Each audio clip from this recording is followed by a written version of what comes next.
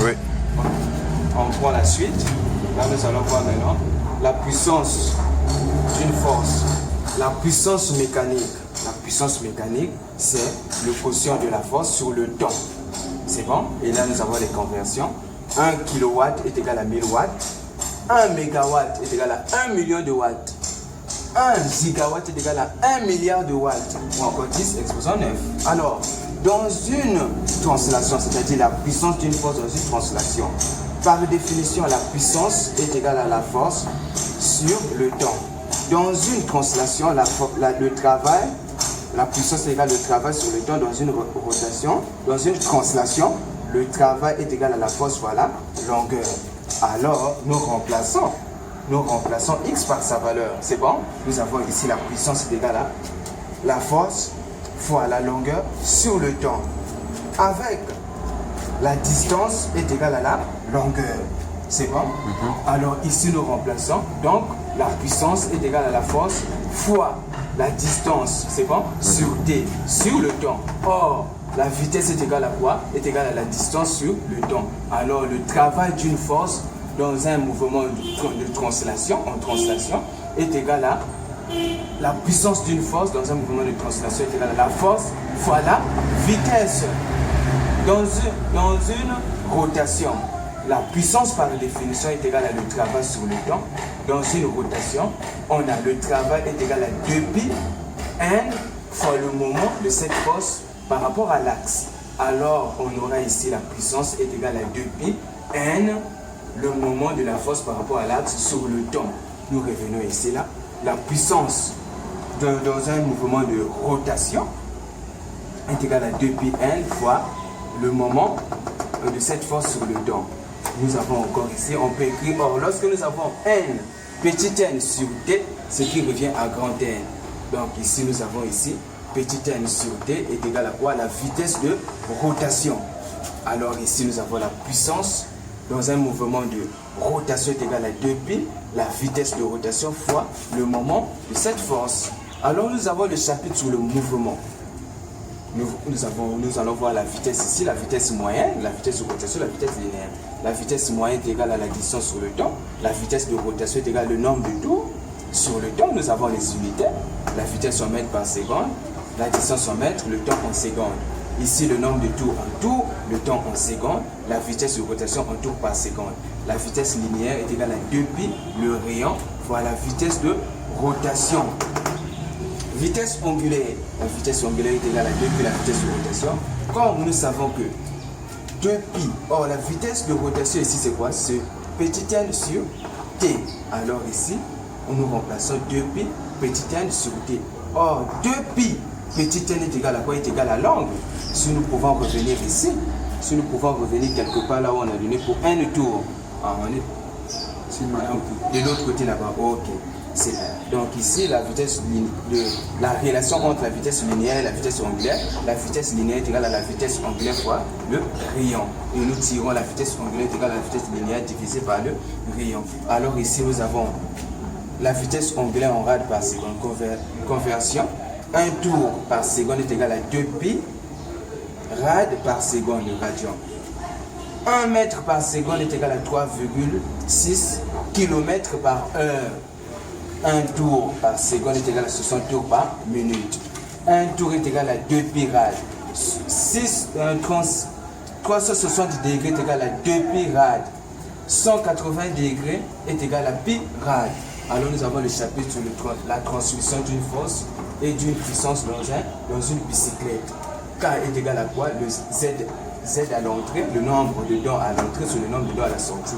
Ou encore le moment du couple à l'entrée sur le moment du couple à la sortie. Ou encore la vitesse de rotation à la sortie sur la vitesse de rotation à l'entrée. Le développement ici est égal à quoi? Le développement c'est en mètres, est égal à pi fois le diamètre fois le rapport K, le braquet. Or ici nous savons quoi? Nous savons que le diamètre ici est égal à quoi? Est égal à 2 fois le rayon. Nous remplaçons le développement est égal à 2pi le rayon fois K. Alors ici nous avons le chapitre sur la poulie. Poulie fixe ou poulie simple. Condition d'équilibre. Dans une poulie simple, c'est bon, la condition d'équilibre, la force à l'entrée est égale à la force à la sortie est égale à poids avec le poids est égal à la masse intensée de la pesanteur. La longueur à l'entrée est égale à la longueur à la sortie est égale à la hauteur. Pour les mobiles ou pour les complexes, la condition d'équilibre que nous avons ici, là, la force à la sortie, alors c'est différent avec ici, est égal à 2 fois la force à l'entrée. Et si nous tirons la force à l'entrée, quand on tire un membre du deuxième membre, un élément du deuxième membre, ici ça monte, donc nous avons ici la force à l'entrée est égale à la force à la sortie divisé par 2. Avec la force est égale à quoi? Le poids est égal à la masse à l'intensité de la pesanteur. La longueur à l'entrée est égale à 2 fois la longueur à la sortie. Alors si nous tirons la longueur à la sortie est égale à la longueur à l'entrée divisé par 2. Avec la longueur à la sortie est égale à la hauteur. Le travail d'entrée est égal à quoi? Est égal à la force d'entrée fois la longueur d'entrée. Le travail de sortie est égal à quoi? Le poids fois la hauteur.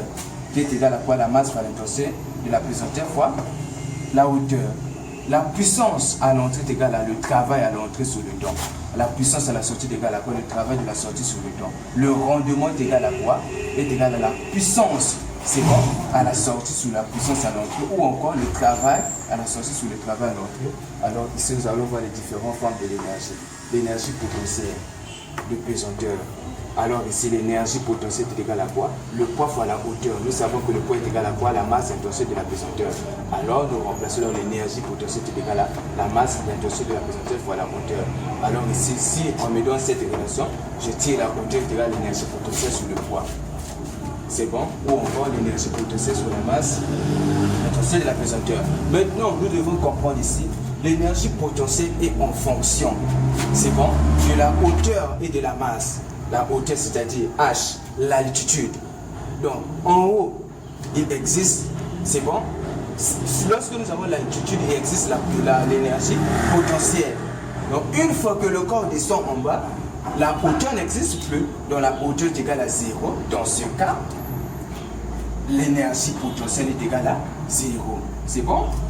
L'énergie cinétique, c'est le 1/2 de la masse fois la vitesse au carré. L'énergie cinétique est en fonction de la masse et la vitesse. Donc, s'il n'y a pas la vitesse, si le corps est en haut, il n'y a pas la vitesse, c'est bon? Et lorsque le corps descend à une chute, alors il y a la vitesse.